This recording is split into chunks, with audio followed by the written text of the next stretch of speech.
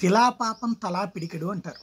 రాజకీయాల మీద అసహ్యాన్ని పుట్టిస్తున్నటువంటిది రాజకీయ నాయకులే కాదు, మీడియా.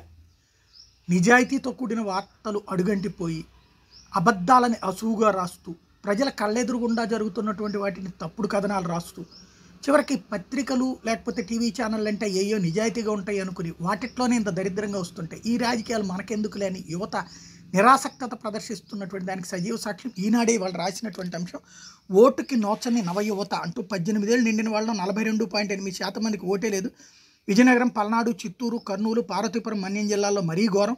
ఓటు హక్కు కోసం దరఖాస్తు చేసుకుని వాళ్ళు కూడా ఎక్కువే. అవగాహన కల్పించడంలో ఈసీ విఫలం అంటూ రాష్ట్ర వ్యాప్తంగా ఈనాడు సర్వేలో వెలుగులోకి వచ్చింది. సర్వే నిర్వహించింది రాష్ట్రంలోని 26 జిల్లాల్లో. సర్వేలో అడిగిన ప్రశ్నలకు సమాధానం ఇచ్చిన వాళ్ళు 1250 మంది. వాళ్ళలో ఓటు ఉన్నోళ్ళు 715, ఓటు లేని వాళ్ళు 535.